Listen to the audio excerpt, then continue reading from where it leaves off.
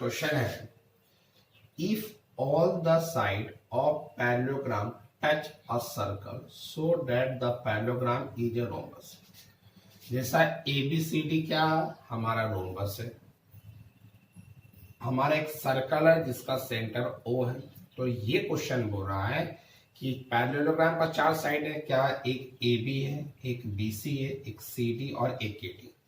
तो अगर पैरेललोग्राम का ऑल साइड मतलब चारों साइड अगर सर्कल को टच करे, तो जैसे AB टच करा P पर, BC टच करा Q पर, CD टच करा R पर और AD टच करा S पर।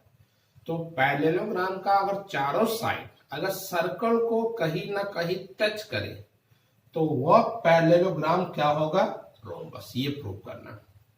तो स्वाभाविक है पैरेललोग्राम का चारों साइड सर्कल को टच करा, तो इसका मतलब हमें प्रूव करना है कि ABCD जो है जिसको हम पैरेललोग्राम बोल रहे हैं वो मेरा रोम्बस प्रूव करना है। तो मैंने लिखा ABCD is a parallelogram such that it's sides AB, BC, CD, AD touch a circle with centre O। मैंने दिखा दिया कि आपका P पॉइंट जो है वह AB का है, मतलब AB जो है वह P पॉइंट पर सर्कल को टच कर रहा है, BC Q पॉइंट पर, CD R पॉइंट पर और AD S पॉइंट पर। प्रूफ क्या करना है, ABCD मेरा रोम्बस है। हम क्या जानते हैं, इससे पहले मैं वीडियो जो बताया था कि एक एक्सटर्नल पॉइंट से किसी सर्कल पर अगर टेंजेंट ड्रॉ करते तो वह तो 2 ही होगा, दोनों का लेंथ आपस में इक्वल होगा। आप ध्यान से देखोगे कि ये सर्कल में एक्सटर्नल पॉइंट मेरा 4 है, एक A, P एक्सटर्नल नहीं है क्योंकि टच किया सर्कल को, एक A है, एक B है, एक C है और एक D है। 4 एक्सटर्नल पॉइंट है और प्रत्येक एक्सटर्नल पॉइंट से 2 टेंजेंट होगा और दोनों का लेंथ आपस में क्या होगा, इक्वल। तो हम शुरुआत करते हैं A से। तो अगर A लेंगे तो A का 2 टेंजेंट क्या होगा, AP और AS। अगर हम B लेंगे तो क्या होगा, BP और BQ। अगर C लेंगे तो क्या होगा, CR और CQ। और अगर D लेते हैं तो DR और DS।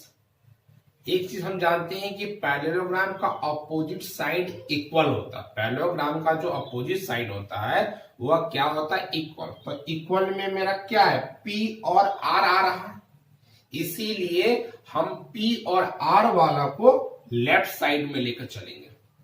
P और R वाले को किधर लेकर चलेंगे, लेफ्ट साइड में। तो आपका जल्दी सॉल्व हो जाएगा। तो सबसे पहले हम R है, स्टार्टिंग करें A से। तो A से में 2 टेंजेंट क्या है, AP और AS। तो मैंने यहां लिख दिया AP is equal to AS। इसका रीजन क्या है, फ्रॉम A, मतलब एक्सटर्नल पॉइंट A से।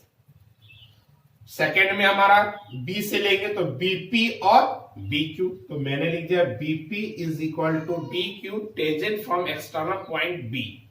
उसी तरह C से लेंगे तो CR और CQ। तो CR is equal to CQ from external point C। और D से लेंगे तो DR is equal to DS, DR is equal to DS external point D से। मैंने पहले बोला था प्रयास क्या कीजिएगा, P वाला और R वाला को एक साइड देखिए। मैंने P वाला और R वाला को एक साइड लिया और Q और S वाला को एक साइड लिया, इससे इजी हो जाएगा। मैंने क्या कि इक्वेशन फर्स्ट, सेकंड, थर्ड और फोर्थ को ऐड कर दिया। ऐड करने का मतलब यह हुआ कि लेफ्ट वाले को लेफ्ट से और राइट वाले को राइट से जोड़ दिए। तो लेफ्ट में क्या था, AP, BP, CR, DR था। AP plus BP plus CR plus DR। और S वाला में AS, BQ, CQ, DR, AS, BQ, CQ, DR सबको जोड़ दी। अब देखो ध्यान से, AP और BP को ऐड करोगे तो क्या हो जाएगा, AB। CR और DR को ऐड करेंगे तो क्या हो जाएगा, CD। उसी तरह इसमें S वाले को एक साथ कर लिए और Q वाले को एक साथ कर लिए। AS और DS को ऐड करेंगे तो AD और BQ और CQ को ऐड कर दोगे तो क्या हो जाएगा, BC। हम जानते हैं कि पैरेललोग्राम में अपोजिट साइड क्या होता है, इक्वल होता है। तो AB और CD आपस में इक्वल होगा। तो ए बी के जगह ए बी लिख दिया और सी डी के जगह भी तो ए बी लिख सकते हैं, क्योंकि आपस में इक्वल है तो लेंथ भी इक्वल होगा, इसलिए मैंने सी डी के जगह भी ए बी कर दिया। उसी तरह एडी और बीसी अपोजिट साइड इक्वल होता है, तो एडी का एडी और बीसी के जगह भी मैंने एडी लिख दिया। तो ए बी मेरा 2 हो गया और एडी भी हमारा 2 हो गया, 2 2 कैंसिल आउट हो गया, तो A B is equal to क्या हो गया हमारा एडी। जिस तरह हमारा ये ए बी एडी के बराबर है, उसी तरह ये इसके बराबर हो सकता है, ये इसके बराबर हो सकता है, ये इसके बराबर, तो ऑल साइड इक्वल हो सकता है। तो मैंने A B is equal to B C is equal to C D is equal to A D लिख दिया।